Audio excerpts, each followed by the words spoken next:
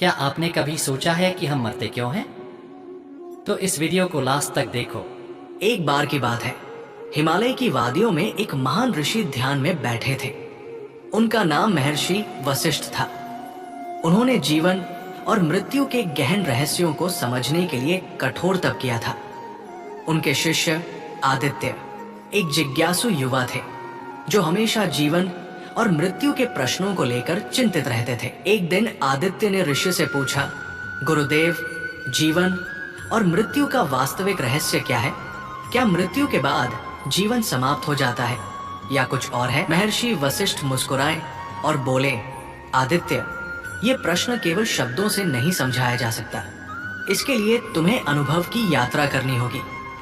मैं तुम्हें एक कहानी सुनाता हूँ, जो तुम्हें जीवन और मृत्यु का अर्थ समझने में मदद करेगी। राजा अनिरुद्ध बहुत शक्तिशाली और समृद्ध राजा थे।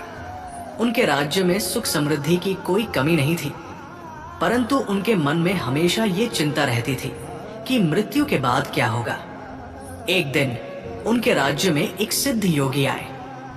राजा ने योगी का आदर पूर्वक स्वागत किया और उनसे अपने प्रश्न पूछे। राजा ने कहा, हे महान योगी, मैं संसार के हर सुख का अनुभव कर चुका हूं, लेकिन जीवन और मृत्यु के रहस्य को समझने में असमर्थ हूं।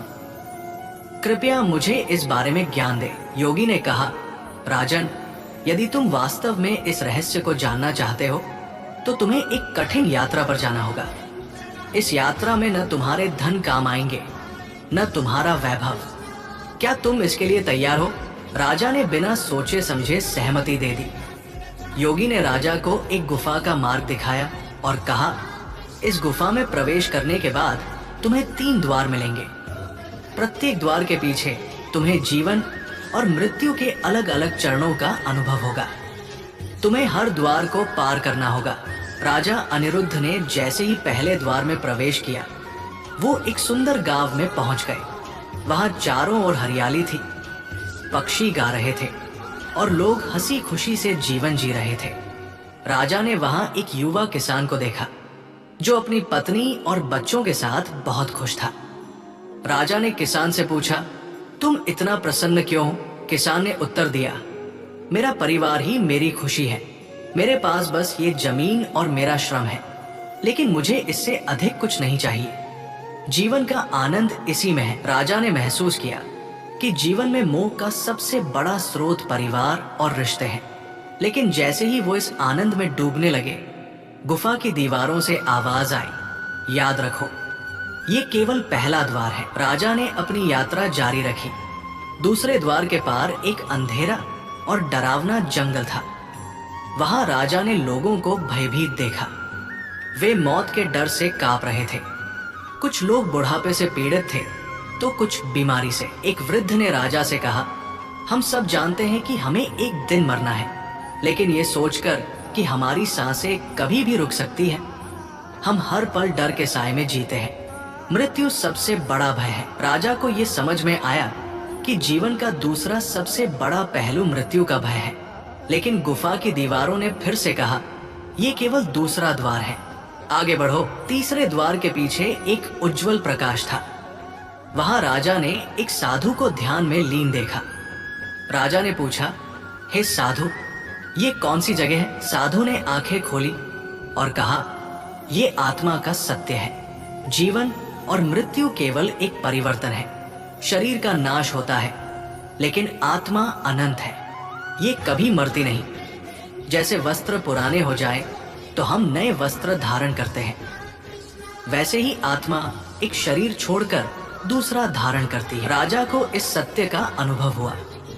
उन्होंने समझा कि जीवन और मृत्यु केवल भ्रम है, आत्मा अमर है। राजा अनिरुद्ध ने तीनों द्वारों के अनुभव से ये सीखा कि जीवन में मोह और मृत्यु का भय स्वाभाविक है, लेकिन इनसे ऊपर उठकर आत्मा के सत्य को समझना ही मनुष्य का वास्तविक उद्देश्य है। वो गुफा से बाहर आए और योगी के चरणों में गिरकर धन्यवाद दिया। अब वो न तो जीवन के सुख में डूबे, न ही मृत्यु के भय में। वो केवल आत्मा के सत्य को लेकर अपना जीवन जीने लगे। कहानी समाप्त करके महर्षि वशिष्ठ ने आदित्य से कहा, आदित्य, जीवन और मृत्यु का रहस्य यही है। जो आत्मा को पहचान लेता है वो मृत्यु से परे हो जाता है, लेकिन जब तक मनुष्य मोह और भय से ग्रस्त रहता है वो इस सत्य को नहीं समझ सकता। आदित्य ने गहरी सांस ली और प्रण लिया कि वह भी आत्मा के सत्य को समझने के लिए अपने जीवन को साधना और सेवा में समर्पित करेगा। जीवन और मृत्यु का रहस्य यह है कि जीवन मोह में बंधा है और मृत्यु भय से, लेकिन आत्मा अमर है और इन दोनों से परे है। जब हम इस सत्य को समझ लेते हैं तो हमारा जीवन सच्चे आनंद और शांति से भर जाता है। दोस्तों, ऐसे ही जीवन से जुड़ी अनमोल बातें जानने के लिए वीडियो को लाइक और चैनल को सब्सक्राइब कर देना और कमेंट में जय श्री कृष्णा लिख देना। धन्यवाद।